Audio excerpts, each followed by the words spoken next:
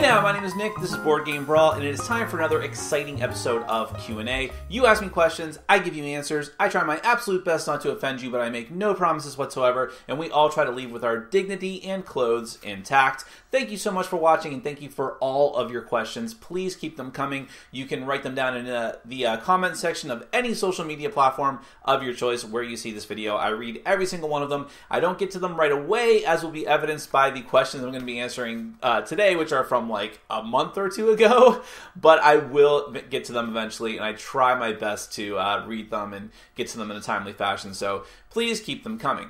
Now, it's been a pretty busy weekend and holiday weekend here. First off, I hope everyone had a fantastic Thanksgiving. I mostly was just working on my channel and gaming the whole time, which is not a bad way to spend a weekend at all. And as you could probably tell from the video, I got new camera equipment, which is really, really exciting. A very generous person who I'm sure wishes to remain anonymous donated an awesome camera to the channel, and I hope from now on the videos are going to look much better. I've even got a new lapel mic coming in that should have been here today. I didn't get here. And the last thing I need is lighting equipment. That's probably the last thing that I'm going to be using some of the funds from Patreon to get eventually. I wish I had them now because they had Black Friday sales all weekend on lighting equipment just to stick it to me, I guess. But eventually I will get that stuff. So hopefully you'll see you'll continue to see an increased production quality to the channel, because I think that you guys deserve it. If you're going to watch this channel and be fans of mine, and I appreciate it so much, you should have some good quality content coming your way, and I aim to please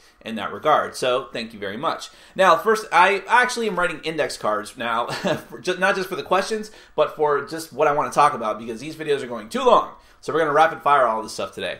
So first off, Patreon Hangout is scheduled for next Sunday, December 7th. I'm not exactly sure about the time because I'm trying to coordinate people that live in different parts of the world and the country, but it's going to be probably sometime in the mid to late afternoon, just to keep everybody happy. So if you haven't pledged on Patreon, if you want to take part in the Google Hangout, you go there and pledge at the $5 or more level, and you'll be able to take part in the Hangout. Thank you very much. Then we have board game links, boardgamelinks.com. This was a weird thing.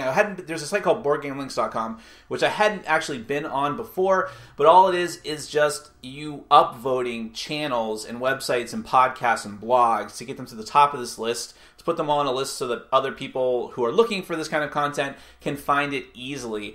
I don't know how useful it is, but I would definitely like to get as high up on the list as I can and get as many votes as possible. So I'll have a link down in the doobly-doo, and hopefully that's not copyrighted by PBS Idea channel. But go down there to the comment section and look for the link. And if you would, please upvote Board Game Brawl. That would be fantastic. Thank you very much.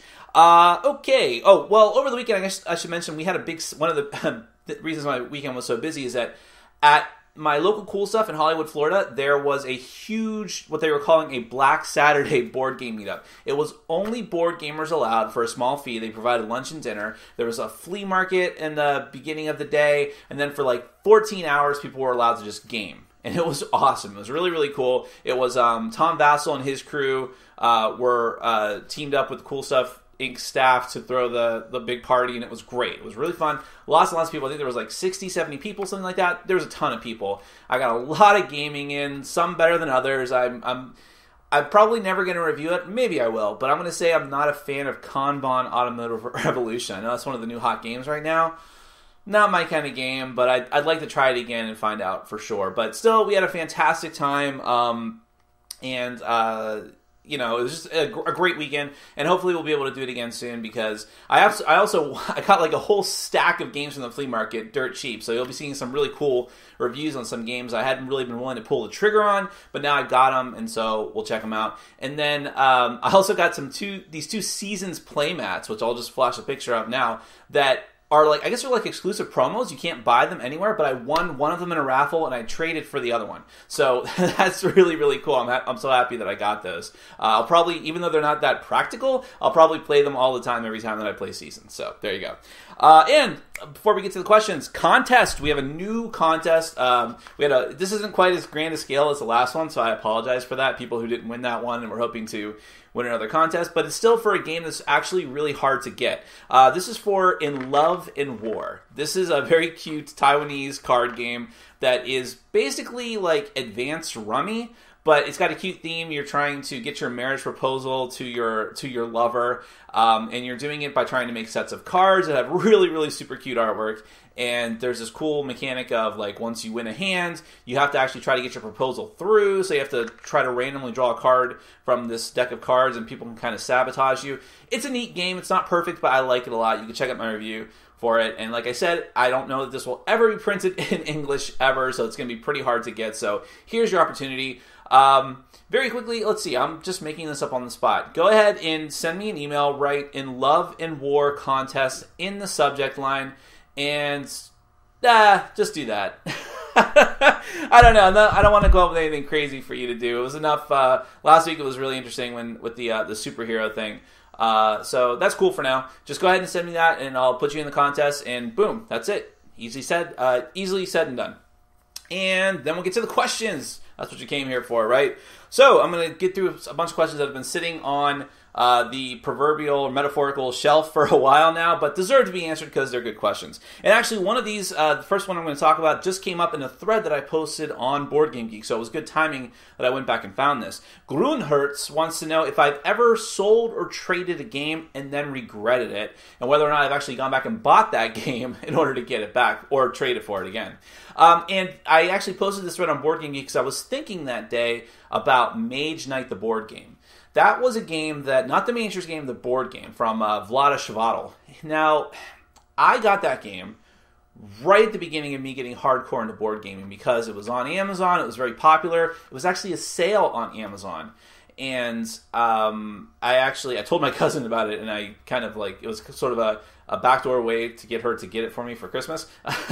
So I got it, and I mean, it just looked impressive. The artwork was really cool in the box. It had all these cool miniatures. It was deck building. I was like, yes, I'm there. And I think I bought it at the wrong time of getting into board games because I was in way over my head. I never bothered to play it solo, but I tried to play it multiplayer 3 times. In fact, after the second play, I doubled down and got the expansion, the Lost Legion, because people had told me it improves it, it gives more variety, it's a better experience, and it still didn't work. It was too long, too fiddly, we couldn't understand some of the rules, it just went on way, way, way too long. I can't emphasize that enough. So I ended up trading it in a math trade, and it's just, I along with the expansion, I just never thought about it again, but until recently, and I'm like, well, God, I like some heavier games now, I'm getting more and more into it, and that kind of game doesn't seem too tough for me now compared to other games I've played, like, Patch History and some Civ games. I'm like, well, maybe I should give it another shot, but at this point, I'm just not willing to trade for it or buy it again. I have so many other games to play. I just got a huge stack of games on Saturday. It doesn't make sense for me to revisit the past, but who knows? If someone in my group, if I get a new person in my group who has the game, I'd certainly be up for trying it again and seeing if I have a better response. But I'd love to know what the rest of you, if you've ever had an experience like this. Have you traded away or sold a game and you're like, I shouldn't have done that. I could have had some more fun with that game. I think you should probably not have regrets about it, again, because there's so many different games coming up. But, some people have the whole thing of selling a game that turned out to be extremely valuable. And actually, no, I'll say that just happened to me. I just made a huge trade. I posted about this on Facebook for a bunch of games I really wanted. And lo and behold, one of the games I'm getting rid of has now, the designer has come out and said, this game will never be reprinted again. So hold on to your copies because they will become rare. He said that almost word for word. I'm like, oh man. So I didn't think it was worth that much when I traded it. But there you go. I wasn't having too much fun with the game, so I guess that's that. But thanks, Greenhearts. That's a great question. It's just good timing that came up. Son Zevendergen wants to know about solo games and whether, and this is a question that's come up before, but specifically, will I mention in a review how the solo version of that game works and how it plays? And this, usually no. And that's because unless it's a solo-only game like Friday, which I should get around to reviewing eventually. That was on my top 100 list, the parts that have come out so far. Unless it's solo only, I don't like to play multiplayer games solo, even if they have a special mode just for it. Good example of that is Imperial Settlers, which comes with a whole stack of cards that's only used in solo play. And I love Imperial Settlers, but I like playing it with people. I don't think it would be that exciting. Now, cooperative games are a little bit different. Like, for instance, I have Robinson Crusoe Voyage of the Beagle, the Voyage of the Beagle expansion, that I should have reviewed like 2 weeks ago. It's just been sitting on my shelf. I haven't been able to get time to do it. Part of the reason is because Robinson Crusoe is a very long game, and the Voyage of the Beagle expansion is like an epic saga of going through the trials and tribulations of Darwin's ship. So I'm probably going to end up playing that only solo to go through the whole campaign, in which case I'll absolutely divulge that information in my review and give it from that standpoint.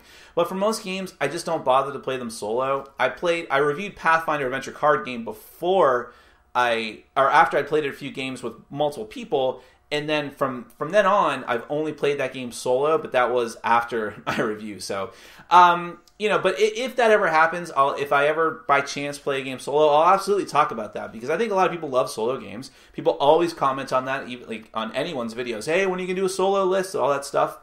I know it's important to some of you guys and gals, so I'll definitely divulge that information if it happens, but it's not something I'm always looking to do, unfortunately. But thank you very much, San. Like your question. Saber Raptor 7, what do I think of, speaking of Pathfinder, actually, what do I think of the Pathfinder Adventure card game sets, and what are my favorite characters? Well, I have them right here. They're still in my collection, and I really enjoy the Pathfinder Adventure card game. I do, overall. But I haven't kept up with it the way that I think like a hardcore fan would. I bought a couple of the campaign packs, but I just haven't sat there and gone through the whole campaign. I put it aside for a while, and then when I started playing again, I'm like, well, I'll just start over. So then I start over, and then I quit again, and then I start over again. It's a vicious cycle. But I like it. It's a really good game. It's a really interesting concept. I just haven't been able to keep up with it as much as I should have. And if you guys saw my Pathfinder Adventure card game Skull and Shackles review, the second base set here, I was very critical of the fact that there was like nothing new in that. Oh, sure, the campaigns were new and there's new creatures and stuff, but they're not. All they are like changing some stats. There's nothing new or innovative in the game, and I'm like, well, that's a horrendous lost opportunity. There's like a ship mechanic in the game that doesn't do anything really. So, but I still like it as a game. I just consider it like just more. I barely consider it standalone. It's just more stuff for the original game. Favorite characters. I like the sorceress. I can't remember her name. Is it Leonie? I think. Yeah, Leonie. I think that's her. That's my favorite character, because she's just like artillery, man. She's like huge, powerful spells, and just good stats all around. I like that her charisma makes her good at doing diplomacy checks, but also that's her main stat for spell casting, so it works really, really well. But when I'm doing solo, I'll do 2 characters just to make it bearable, so I don't die right away. So I will usually do a healer, and I like the druid girl, Linny, I think her name. So L and L are the 2 characters that I like the most. But I haven't delved into Skull and Shackles too much, other than the couple of plays I did with people before my review. So once I get to that point, I'll probably maybe I'll like the pirate characters better. I don't know. We'll see. And the last question for today, Vinci Vader wants to know, do I play online board games? No. The only reason that I don't is because I don't have an iOS device. Well, I'll take that back. I just got an iPhone 4 that was handed down to me from a friend, but I need to unlock it, switch over to my service provider, fix the screen, all this different stuff. When I do, I will probably play online board games through iOS, like Tanto Cuore, Agricola, Le Havre, but that hasn't happened yet. And I still think that even if I start playing a lot of online board games, I will prefer the way they're meant to be played, sitting at the table with a bunch of friends. It's just the way that I prefer to play them. But I know that some people sort of straddle that line more than others. There's people who always talk about iOS games. If you go on Board Game Geek, the threads for the iOS games are like huge and popular. So it's just the way that it is. It's the kind of the way our hobby is progressing at this point. Digital implementations of physical things. That's how all hobbies are really progressing. But so I'm not against the idea. It just hasn't really come up, and even if it does, I'll always prefer the real thing. Even for games like deck builders, like Tanto Cuore, which I've already bought that app. I'm just waiting to have a device I can play it on. I still prefer to play the original thing. It's just something about holding cards and playing with people across the table and joking and having fun, having a beer. That's just me. But I think it's cool. I'm glad that there's so many different implementations, especially for games that might be hard to get to the table. And Pathfinder Adventure card game, that should be coming out soon if it's not out already. So that's a good example. If you like the idea of it, you would play it solo anyways. Maybe just get the app instead of getting the game.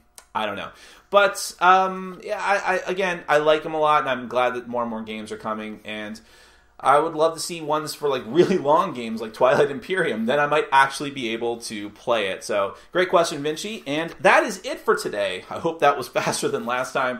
Thank you so much for all your support. Keep your questions coming. And remember to join our contest for the copy of In Love and War. Just send me an email at boardgamebrawl@gmail.com and include In Love and War contest in the subject line, and you will be entered. So, thank you very much. Have a great week. Hope you're enjoying the holiday season.